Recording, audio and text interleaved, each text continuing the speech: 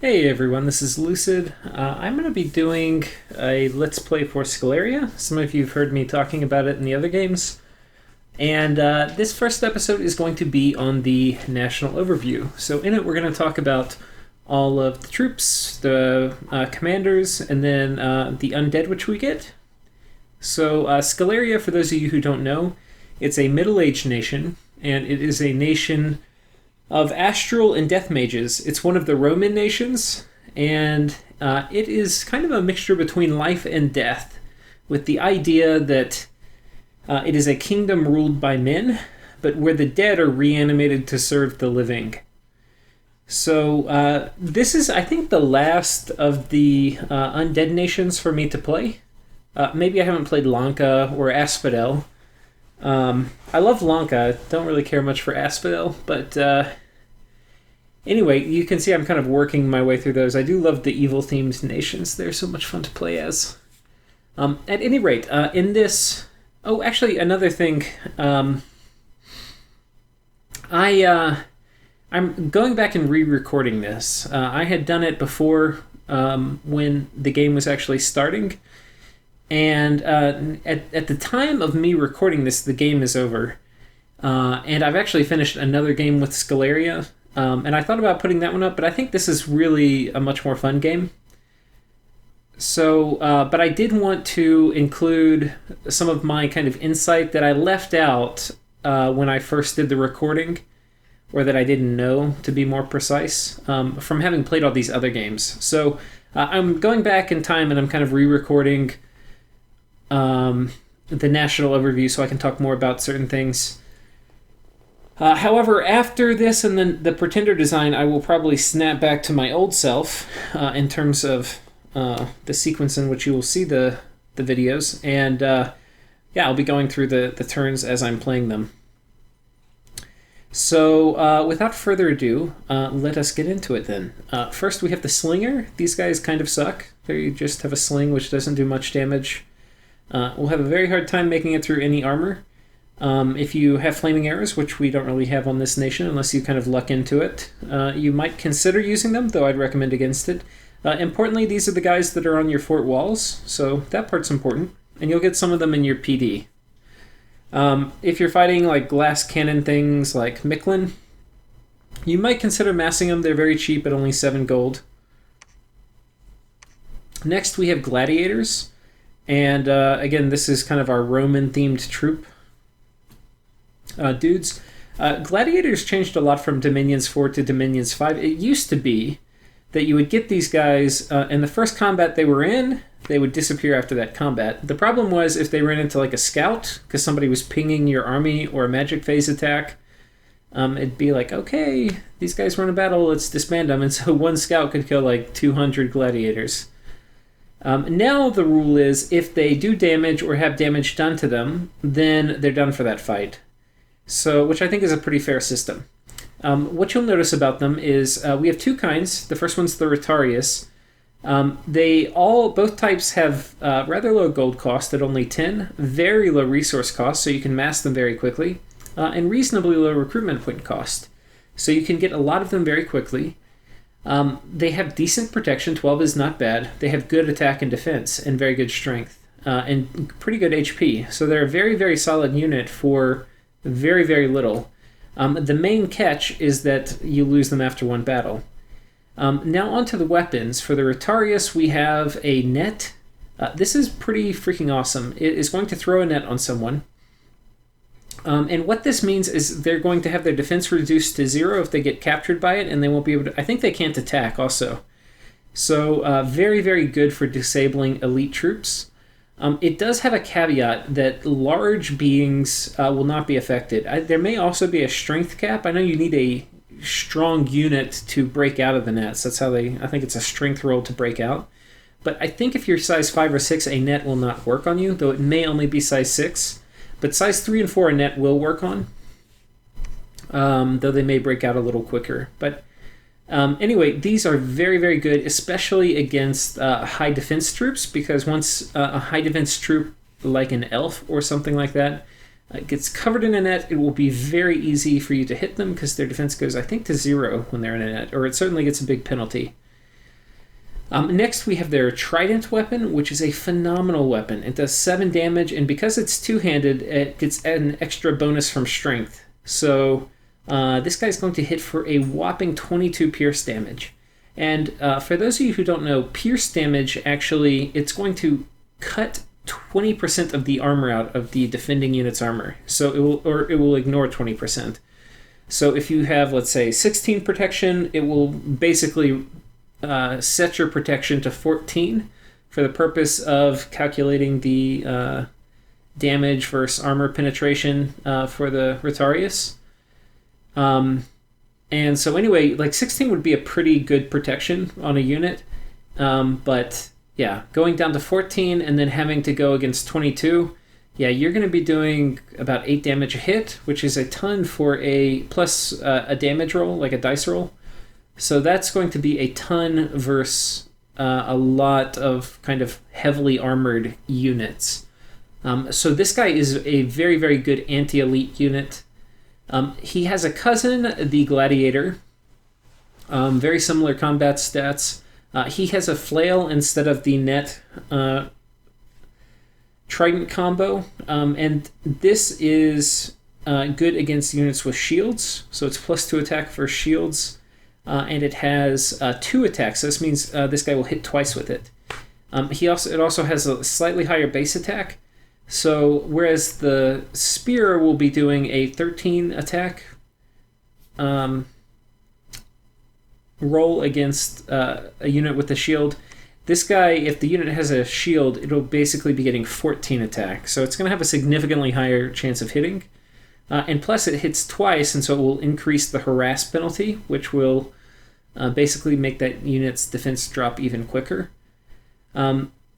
Its damage is less, and it's the blunt type. And because it's blunt, it's not going to be quite as good versus heavy armor.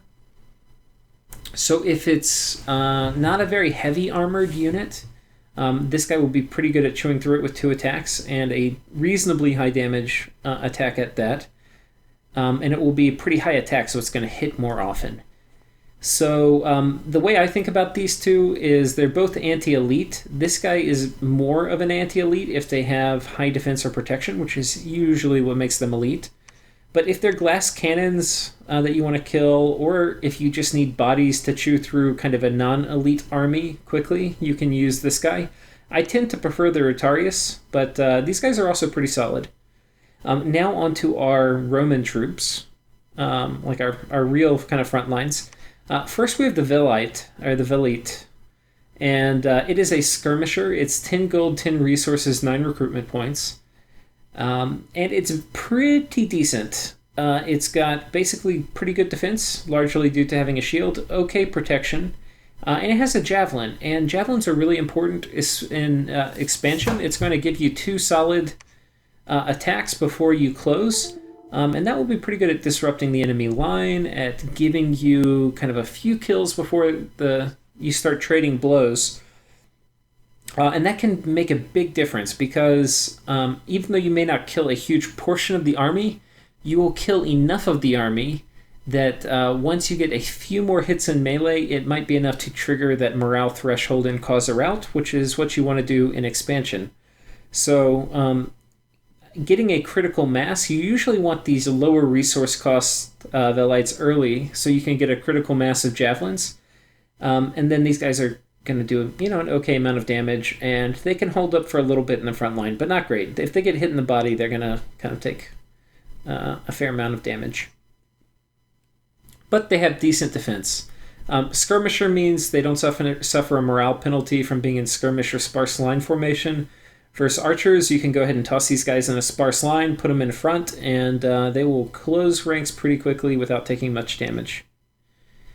So they have great tower shields too, so again, quite good versus armor, especially in combination with...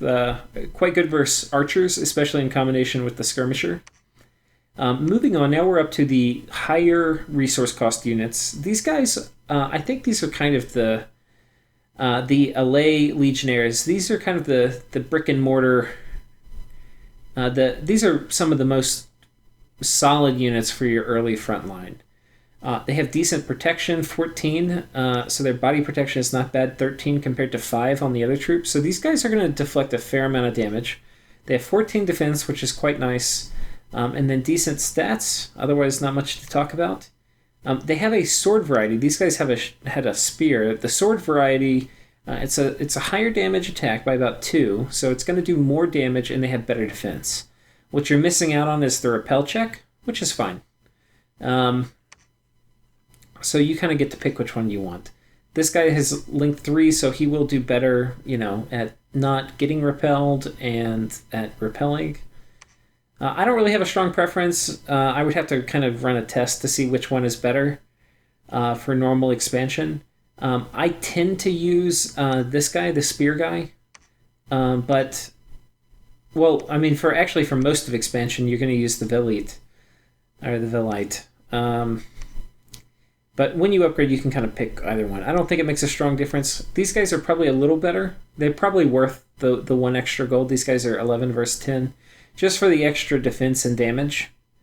So these probably are the slightly better value once you're kind of getting like a main human army line.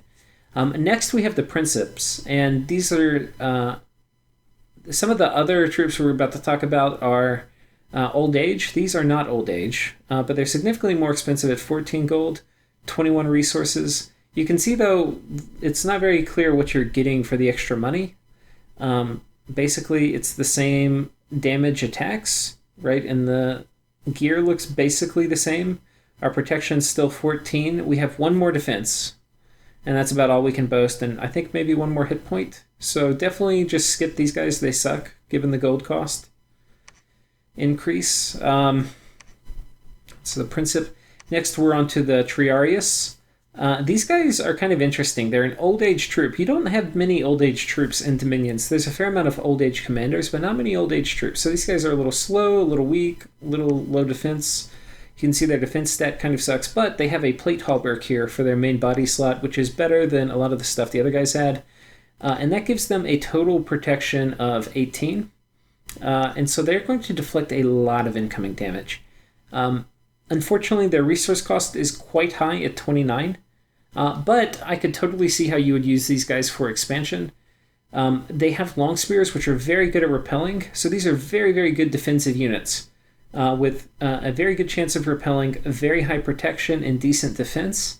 Also, importantly, they are formation fighter, which means you can fit 4 per square instead of 3. So you're going to have better damage outlay per square. The other kind of bonus about having high density of people in squares, especially during expansion, is you're going to have less of a harass penalty for defense as these guys get attacked, because the attack will be getting distributed out over more guys. So it's not going to make up for the fact these guys' defense kind of sucks to start with. The other good thing about Formation Fighter is you're going to have a higher attack density once you're in melee, so you're going to be launching kind of 4 attacks per square instead of 3, which means you can chew through the enemy front line faster. The only problem is basically because of their high resource cost, you're probably not going to want to use these during initial expansion because you won't be able to get enough of them. But you could totally try it, especially once you have some of your cap circle cleared, switching to producing a lot of these guys. The other thing you miss out on them, of course, are the javelins, which are pretty excellent. But these guys are a very, very solid front line. So you could totally consider running them in the mid part of the early game, so around turn 8 or something, once you have your cap circle cleared. Next, we move on to the Praetorian Guard. These guys are significantly more expensive. 20 gold is a lot for a human unit. They're also old age. They have much better defense. Also, they have the same great protection of 18. More hit points. So a better unit, but not really worth the cost increase here. Importantly, though, they're bodyguards. So if you need to protect some important units, like your Pretender or very good path mages or anything like that, these can be pretty solid for this, especially if you're dealing with assassination. With these kind of stats, they're going to be able to kind of womp up on a lot of different assassins. I mean, with high protection, they'll probably be able to wade their way through skelly spam if it's, like somebody has a reanimation amulet or something like that. I forget exactly what the item's called, but you know what I mean. Yeah, so these are pretty solid as assassin bodyguards, and I think that's kind of really the only thing I would use them for. 20 gold, you're not going to want to be using them, I don't think, for expansion. Next, we move on to the standard. These guys are basically just going to give you a morale bonus. And your morale's not great. It's 10, right? And so it would bump it up to 11. So definitely worth throwing into a company. Now we move on to our sacreds. We have the Lictor. This looks a lot in terms of the graphic like the Armorian Lictor. And they have a big freaking Lictor axe, which is doing big magic two-handed weapon damage.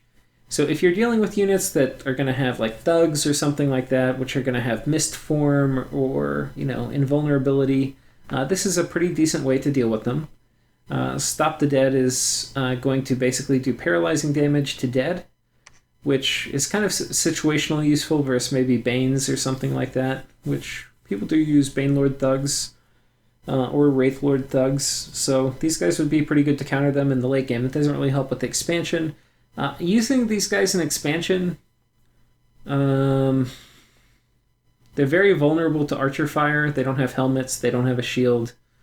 They don't have good natural protection. So if they get hit in the head, that's basically it for them. So the problem is they need kind of a lot of things to be good at expansion. They don't have great hit points. You'd basically have to buff protection. And then, yeah, I think it would be really tricky expanding with these guys. One thing you can think about, if you take a Bless on your mages, which is going to give them all sorts of resistances, these guys all of a sudden in the late or mid-game could kind of come online as cool elite troops that are resistant to, fire, shock, or whatever, that you can then buff up with your main army. And having these guys interspersed in amongst your undead units, which we'll talk about in a minute, could be pretty nice because they will definitely be able to chew through maybe thugs that your undeads were not being able to get through. Yeah. So anyway, kind of a cool idea. I don't think it's worth building a strategy around lictors or anything like that. Finally, we have the Shadow Vestal. These used to be how you played Sceleria back in Dominions 3. I think from Dominions 3 to Dominions 4, they upped the gold cost significantly, like from 30 to 45, something like that. And then I think it started being kind of less popular. If we look at it, this is an undead troop, and it's the only undead troop in our recruitable lineup, and it's one of the very rare undead troops that you can recruit normally in the game. There's not many. They're ethereal also, which is pretty important, and they're stealthy, so you could potentially do some stealthy shenanigans with them. And they're sacred, of course. So those are kind of these things. If we talk about the stats, they have low hit points, they have no protection, they have okay magic resistance, which is, of course, important for undead. They can break in combat. They don't have the undead perfect morale, so that's a little unfortunate. Their strength is rather low, their attack skill is decent, and their defense is good. Though I think some of that comes from the shield parry, yeah. And they have a shield, but they have no armor. So these guys, they're very good for the amount of resources, but they're very bad for the amount of gold. So you could make an argument that very early in the game, you can use these guys while you're resource constrained to help expand. And they will expand better than your 10 gold troops because they're ethereal with high defense. They don't do a ton of damage.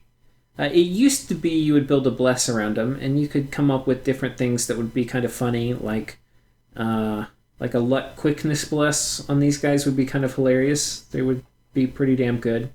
Maybe combined with like a strength buff or something like that. Or blood surge. This could be effective, but then there's nothing really you do from there. These guys are not going to win against other player elites, especially versus thugs. They don't do hardly any damage. This is kind of a big fat trap, I think. It could be potentially useful in the early game. I don't think going to see me use much of them. They're kind of a big fat trap. And in the late game, I think you're better off using Lictors, whereas they're much better special forces. They have kind of better base stats, and they have a high damage attack.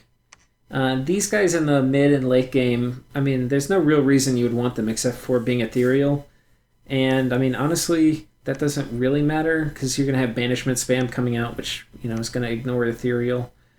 And their weapon sucks, right? So they're not going to, like, kill things that your undead would not kill.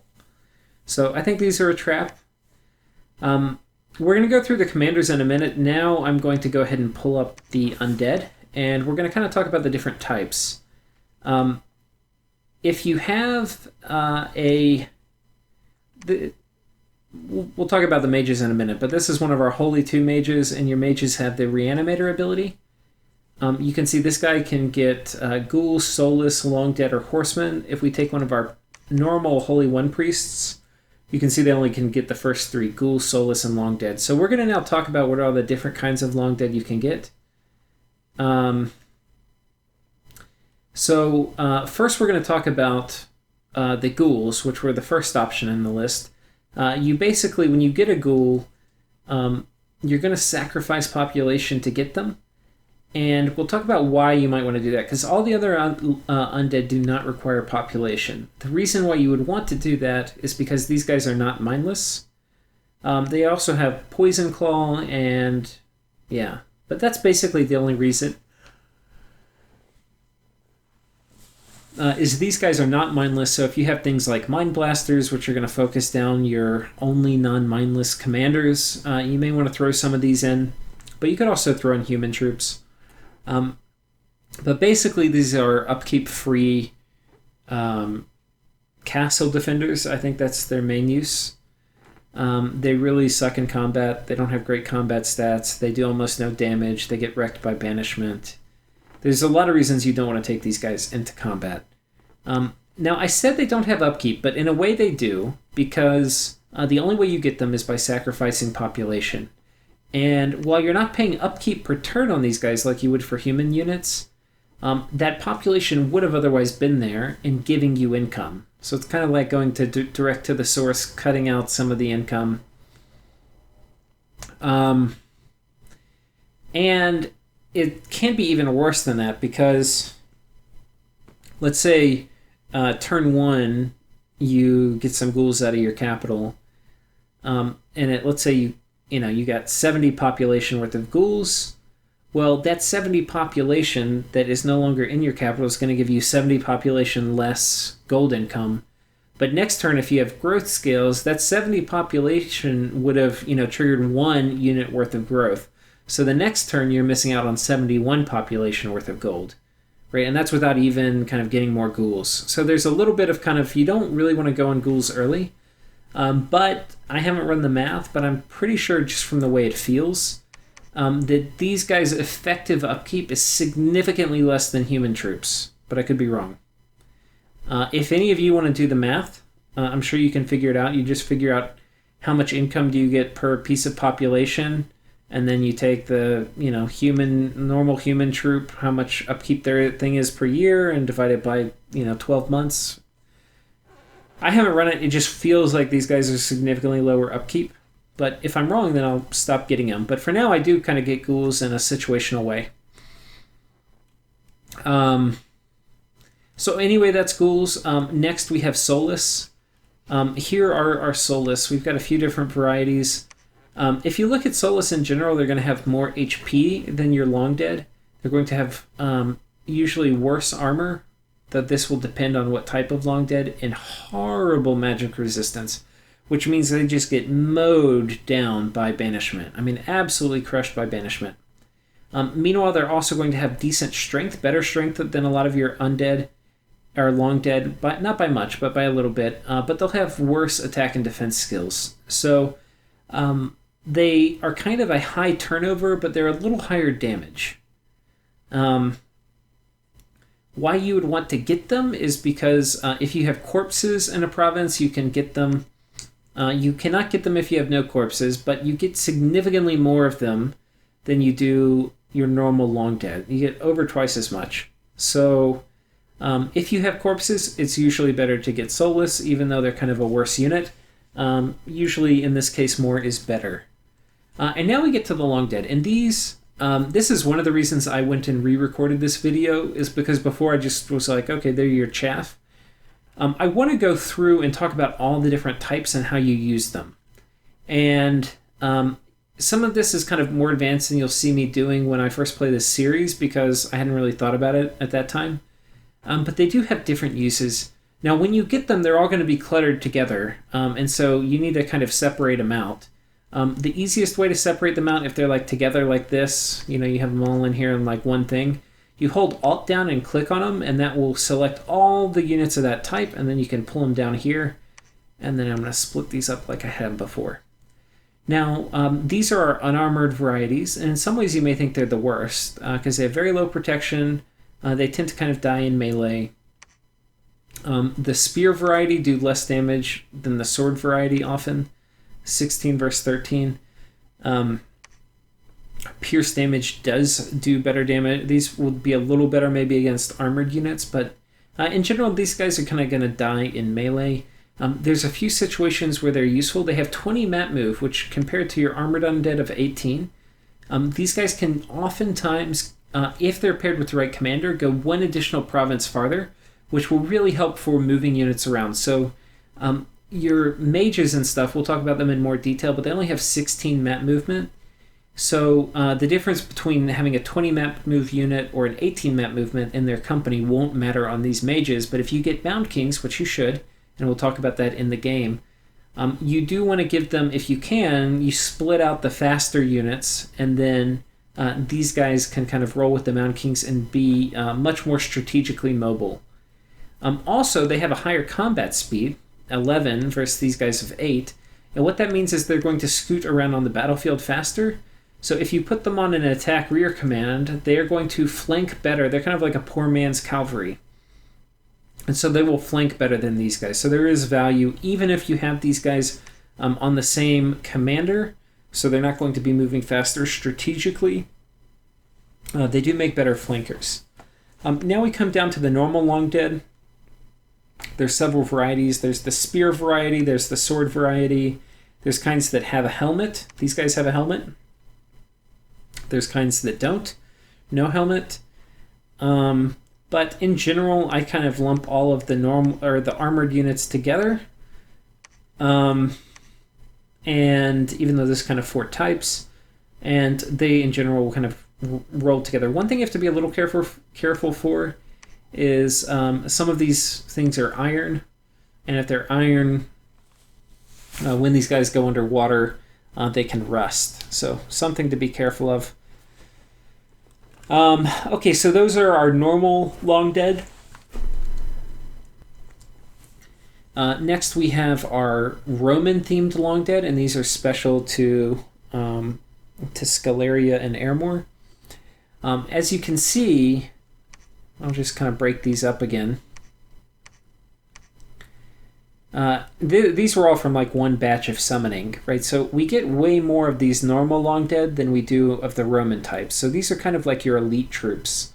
And we have a few varieties. I don't know if I have them all here. There might be like 1 or 2 more kind of types of Roman long dead that you can get. These are Princeps. They have javelins. I think all of these guys, except for the Triarius, are going to have javelins. So it's usually worth breaking these up separately so that you can give them fire commands. If they're intermixed with these long dead, they won't use their javelin. And we like javelins. So you can put these guys on a second row behind these guys. They'll throw their javelin while these guys are making melee. And that's all good. They also have better stats. Higher defense and attack. A little better damage. And then good protection. So in general, kind of just the superior unit.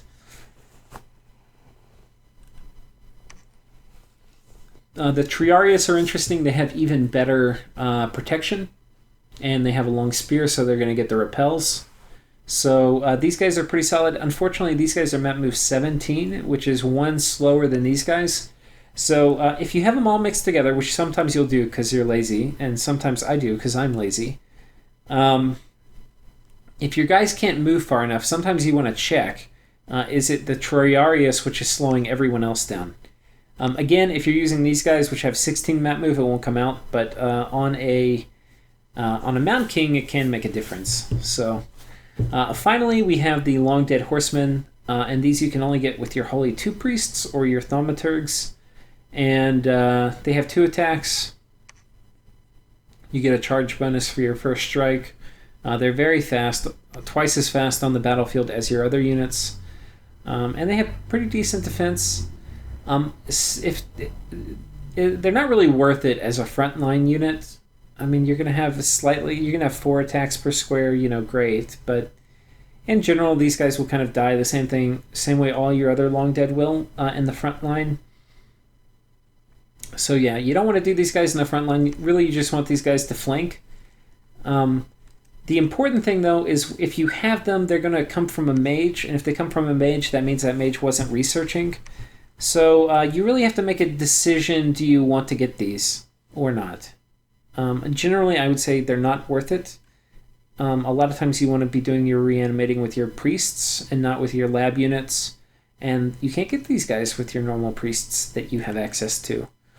So that is that.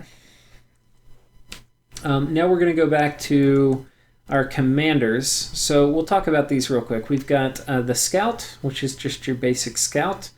We have an Assassin, which is kind of interesting. 60 gold, 1 commander point, so you can get 2 of them per turn. They have a short sword and a poison dagger, and they have decent defense and attack. So pretty high attack, pretty high defense. These guys are decent. If they do not have elite mages with lots of research, and they don't bring bodyguards, this guy will pretty reliably kill a lot of mages. So, but, depending on the type of mage and once better things get researched, they're going to start struggling with that. But there's other things we can do. We can give them different summoning items, and they can start taking them out with pretty minimal investment. So these guys are definitely something that you can use. I don't think I'm going to use them much in this playthrough, but in other games I've used them more. A lot of times what will happen is you'll forget to build a temple in one of your newly built forts, and you're like, okay, well, I've already got the fort up, but what should I recruit for a commander? A lot of times that's when you'll just throw in getting an assassin here or there, and you just save them for a rainy day when somebody's attacking you. Sometimes it's really handy to have 5 or 6 assassins sitting around that you can move into a fort that's about to get attacked and kill a bunch of unsuspecting mages. Next we have the Centurion. This guy is special because he's got 80 leadership, so he can do formations for your units. You can have indie commanders and stuff moving your units around. It is nice, especially with your Roman legions, which are nice and orderly and have good shields, to get them in a line formation and have them run forward. So I do probably recruit a couple of these in the early game to move my units around, but you can get by with indie commanders. This guy's 120. If you're relying heavily on human troops, which you certainly can, if you're getting rushed or you're in an early war you're not really prepared for, you'll put less money into new forts and temples and labs and more into human troops. And if you're putting a lot into human troops, it will make sense to get one of these better guys. You remember your morale on your units isn't great. It's like 10 or 11 for a lot of these guys. So having that 1 extra leadership bump up to +2 can make a big difference for these guys. I think, what did these guys get? +1? Yeah. So having that 1 extra leadership bump can kind of make a big difference. So if you're doing really big armies, you probably want to get one of these guys. And now we get into the 2 meat and potato units for Sceleria.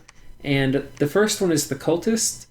There's a few things I want to point out. They're basically just like an indie priest, except they're Scalarian, which means they get reanimator priests, so they can reanimate undead. If you recall, when these guys reanimate undead, I've already showed it a couple times now, but you get Ghouls, Soulless, or Long Dead. When you get Long Dead, you get 3+, and I've done some tests on this. You get about 3.5 units when you cast it. Sometimes each time this guy casts it, he'll get 3. Sometimes he gets 4. On average, it's about 3.5. That is from testing. I don't know the mechanics for it or why. I just know that's what it actually does. The second unit you have is the Thaumaturge. And when this guy reanimates,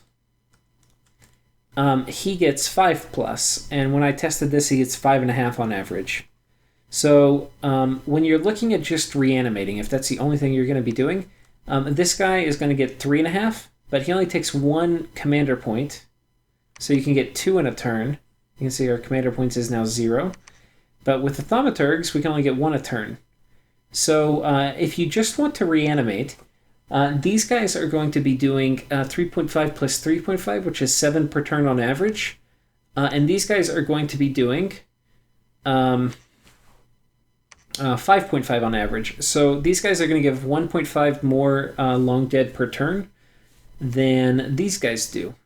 Now, what's important about that is that these guys cost less. They're 45 gold per, so you can have 2 for 90. So you're basically paying less and getting more. If all you want to do is reanimate, you want these guys. There's another thing for why you want to use these cultists, and that is because they're sacred. So if you take Undead Command, which I don't believe I do in this game, but you'll find out in the next episode. If you take Undead Command, these guys can shuffle around more, so that's pretty useful. But aside from reanimating undead and shuffling them around, there's not too much they can do. You do have special priest spells, and we'll kind of run through those very quickly. But you get the normal holy spells, and then here, your Holy One spells you get are Unholy Command. This is basically an enslave for undead. You get Unholy Protection. This is going to give you 4 MR. It's a 1 AoE. You get Unholy Blessing. This is like normal blessing, but only on undead.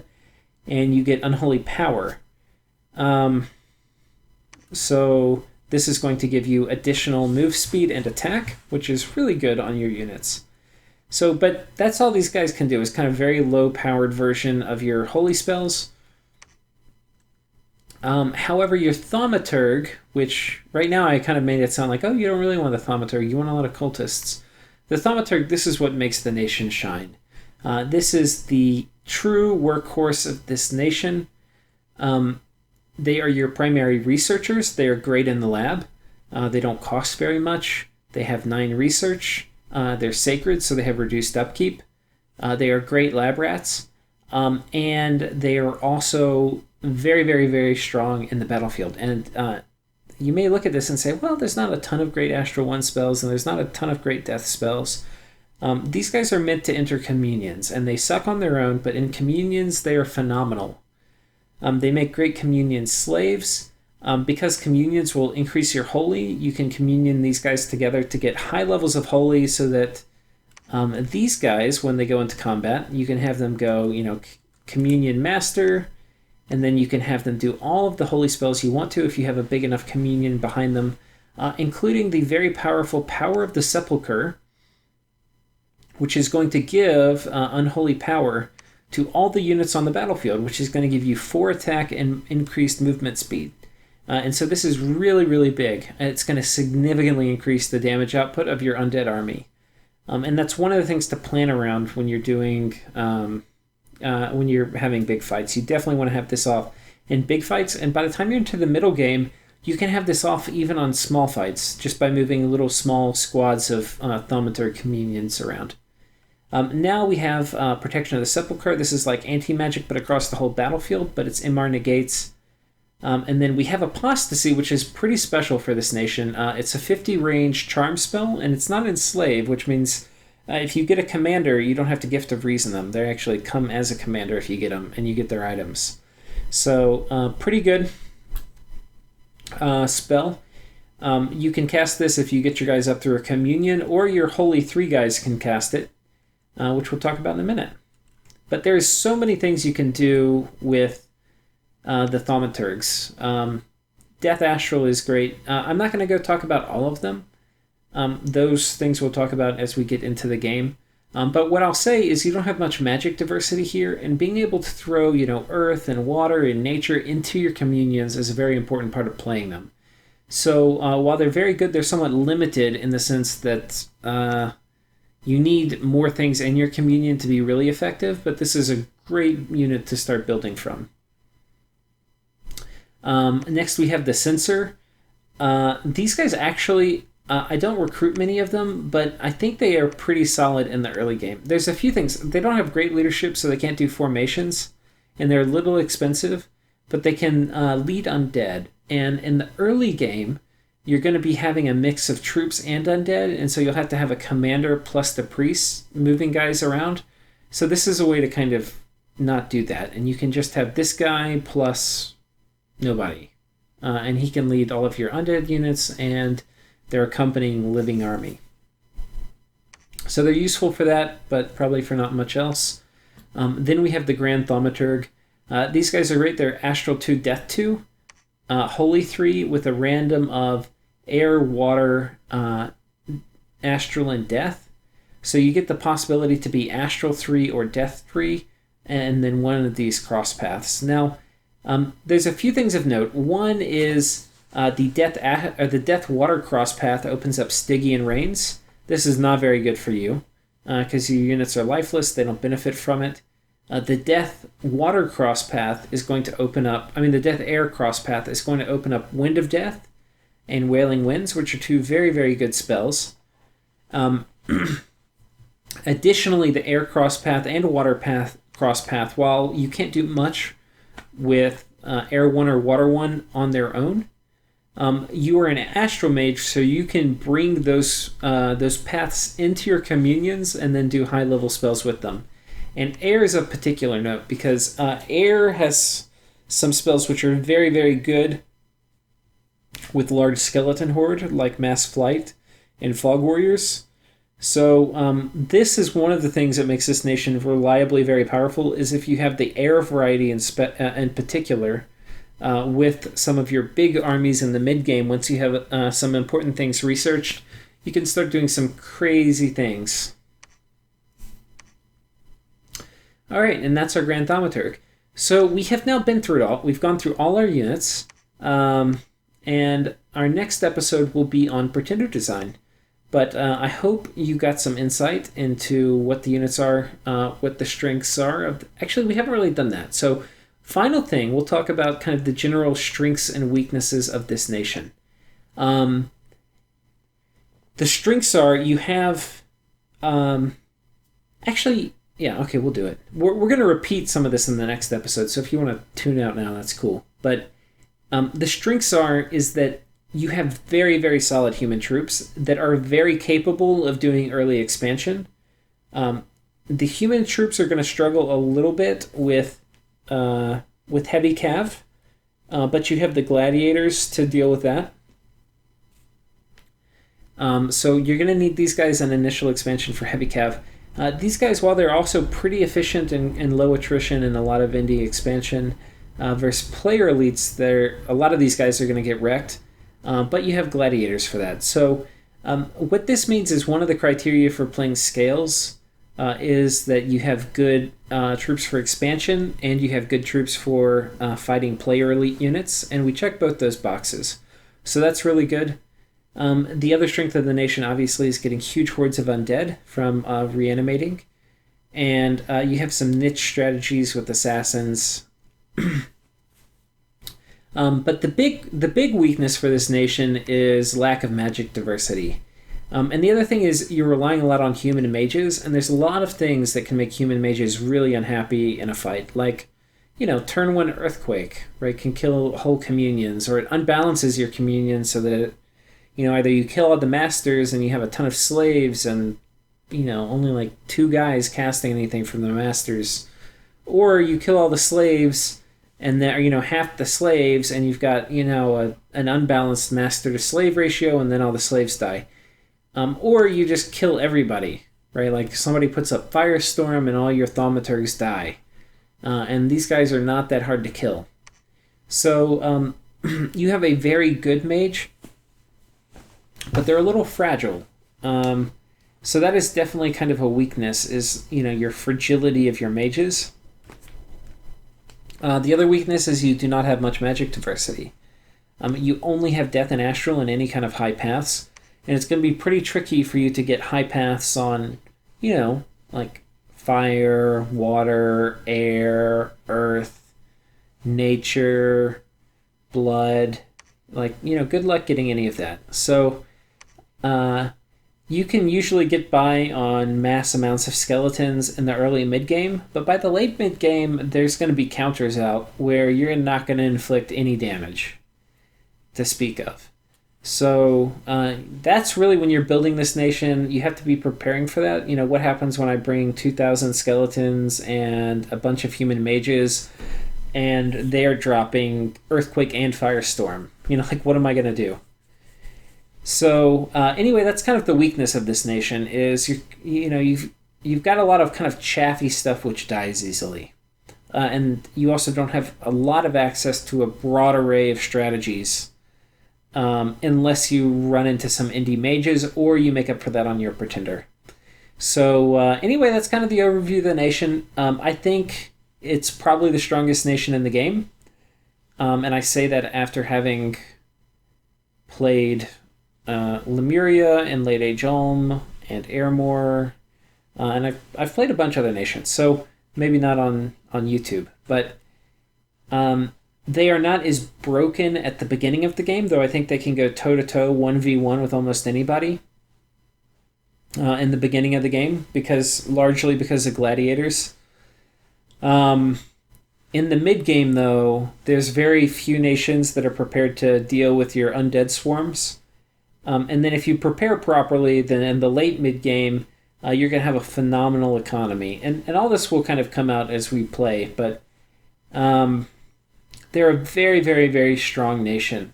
And what makes them particularly fun is, to do well in this nation, you have to solve a lot of its problems around magic diversity and around having squishy mages and troops.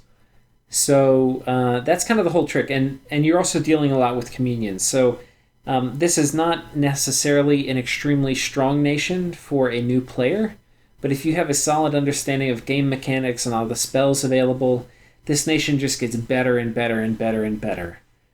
So anyway, thank you all for watching, and hope you tune in next week for the Pretender design. Take care.